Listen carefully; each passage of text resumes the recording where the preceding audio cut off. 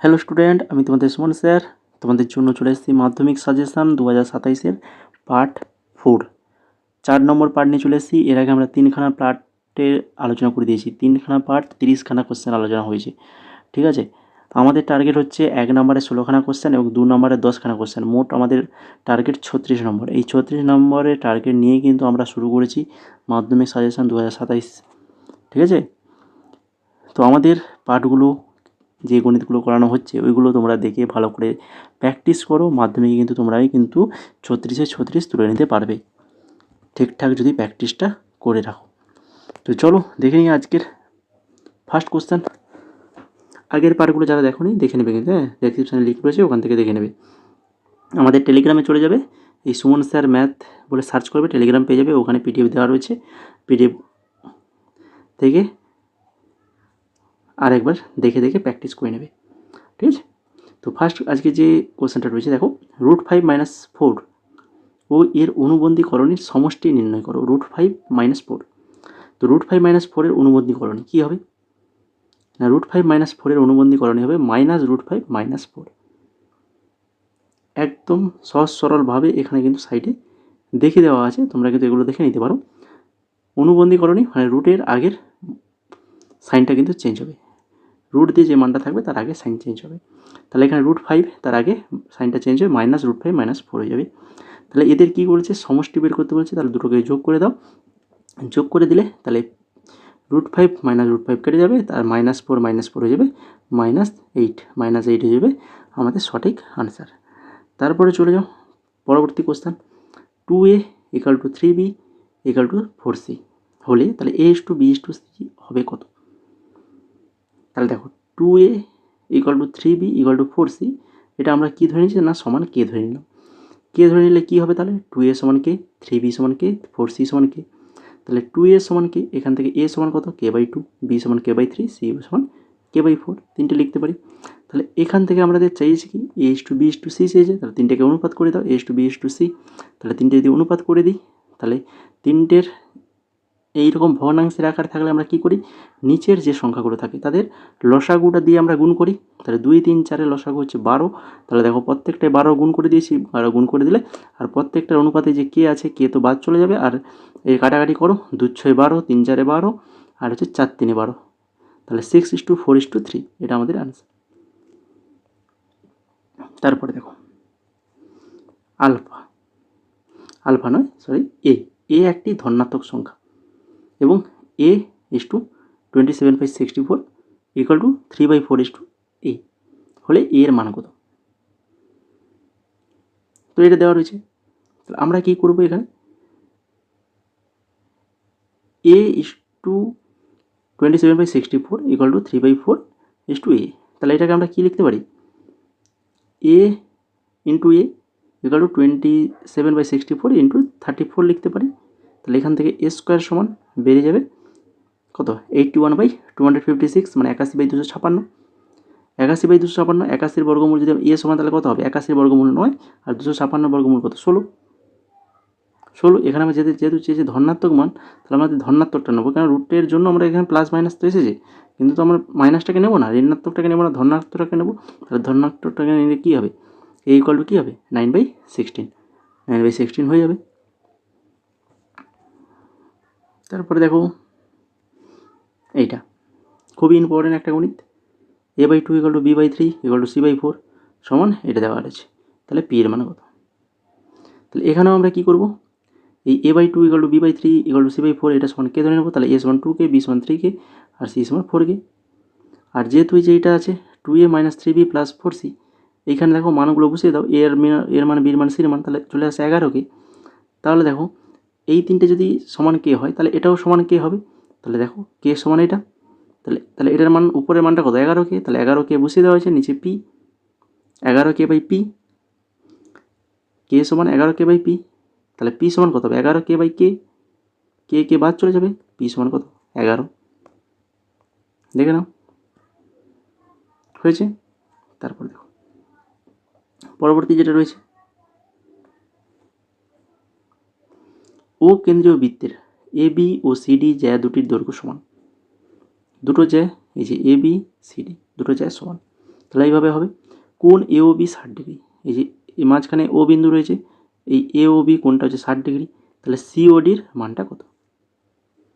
Simple, যে দুটো জ্যা সমান তাহলে তারা কিন্তু কেন্দ্রে কী করে করবে, সমান কোণ করে তৈরি করবে। তাহলে এটা যদি 60 ডিগ্রি হয় তাহলে এর নিচের যে কোণটা হবে এটাও কিন্তু 60 ডিগ্রি হবে। এটা আর বেশি কিছু দেখার দরকার নেই। তারপরে দেখো, এ বি ও সিডি দুটি সমান্তরাল জ্যায়ের প্রত্যেকটা দৈর্ঘ্য 16 সেমি। তাহলে এখানেও কিন্তু দুটো জ্যায়ের সমান বলে দিয়েছে। বৃত্তের ব্যাসের দৈর্ঘ্য 20, ব্যাসটা কত? 20 বলেছে। এবার জ্যা দুটির মধ্যে দূরত্ব, মানে এটা আমাদের চেয়েছে। তাহলে এটা আমরা কীভাবে করতে পারি বলো? এ বি আর সিডি দুটো সমান, বৃত্তের ব্যাস যেহেতু 20 বলেছে তাহলে এখান থেকে আমরা ব্যাসার্ধ বের করে নেব, কত না হচ্ছে 10। এবার হচ্ছে দেখো, এই এ এম আমরা যদি এটা এই যে কেন্দ্রের সঙ্গে এটা যদি আমরা জুড়ে দিয়েছি, কী হলো দেখো, তাহলে এটা একটা সমকোণী ত্রিভুজ তৈরি হয়ে গেছে, যার এই ওপরের যেহেতু এই যে এটা দেখো জ্যায়ের অর্ধেক, এ এমটা কী হবে না জ্যায়ের অর্ধেক হবে, তাহলে জ্যা যদি 16 হয় তাহলে এম কত হবে? 8 হবে, 8। আর এটা কত?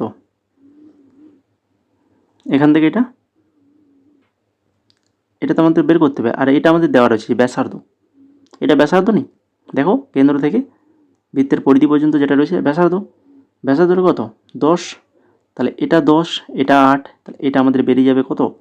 এই যে বের করে দেওয়া হয়েছে দেখো, তাহলে এটা অতিভুজ, আর এটা যদি আমাদের লম্ব হয় বা এটাকে ভূমি ধরি, যেটাই আমরা ধরতে পারি, তো সেই হিসাবে তাহলে অতিভুজের রুট ওভার কী হবে? অতিভুজের স্কোয়ার মাইনাস এই লম্ব স্কোয়ার, তাহলে 10 স্কোয়ার 100, 8 স্কোয়ার 64, তাহলে রুট 36 মানে 6, তাহলে এই মানটা হচ্ছে 6।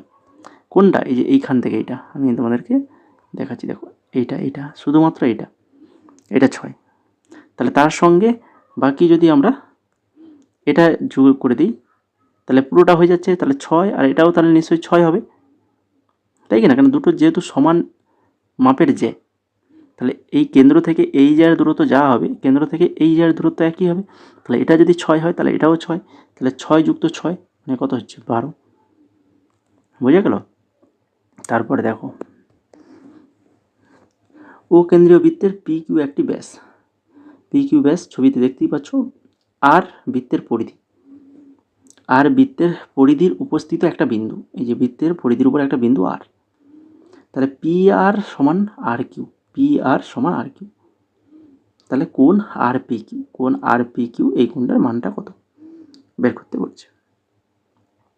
তাহলে দুটো বাহু সমান, এটা আর এটা সমান, তার মানে এই দুটো কোণ সমান, এটা আমরা জানি কি জানি না।